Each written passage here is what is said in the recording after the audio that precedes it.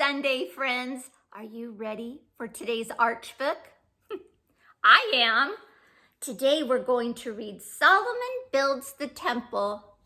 Have you heard of King Solomon? He was a little famous in the Bible. This is based on 1 Kings chapter 5, Chronicles chapter 28 and 29, and Chronicles 2. But it was adapted for you by Martha Strufert Jander and pictures by Roberta Collier Morales. Thank you, Martha and Roberta. Here we go. Solomon builds the temple. King David, mighty warrior of old, ruled by God's grace and his power. He had longed to build God's house for him, but he was a man of war. God gave that great task to Solomon, David's son, a king of peace. But David gathered his treasures so the temple could be complete. He gave with love, joy, and thankfulness from his wealth of splendid goods, gold and silver, precious stones and bronze, marble and iron and wood. Lots of supplies needed. To Solomon, David gave the plans the Spirit had shown long before. Then David chose leaders, Levites, priests, musicians, judges, and more. When King David died and Solomon became the next king of all, God said yes, he could build the house where he himself would come to dwell.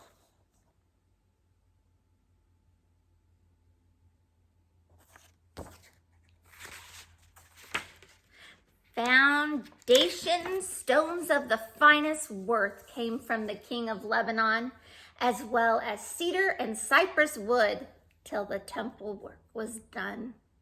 Inside the temple's holy place was set the golden altar of incense, the golden lampstands, golden tables for the bread of the presence.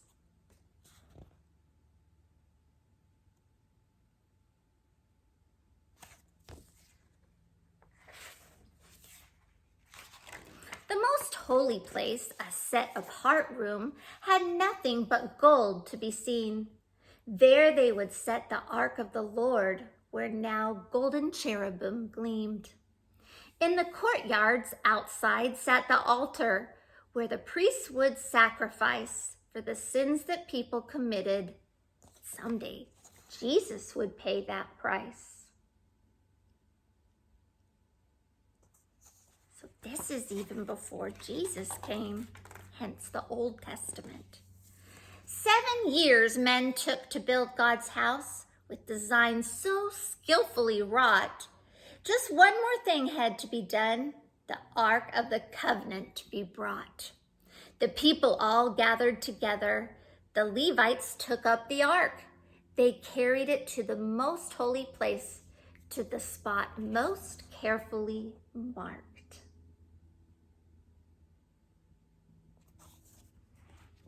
This was an exciting time for these people. King Solomon spoke to the people. He told them of the house made for God. He told them to kneel at the altar and ask for God's guidance and good. He prayed long for forgiveness for those who all in the future might sin, all of us. He said, "There is no God like you, Lord. Forgive so our battles we win."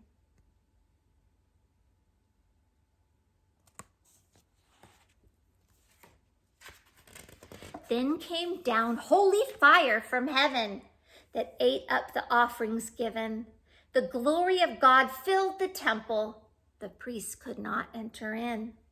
The people knelt down on the pavement with their faces in awe to the ground. They said, giving thanks, "Our God is so good. His love will always abound." The great choir of musicians and singers joined as one voice to give praise. Sacrifices were made on the altar. The feast lasted for many days.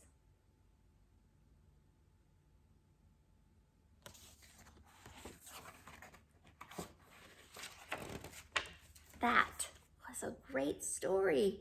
Learning how Solomon's temple was built. Solomon's temple became pretty famous.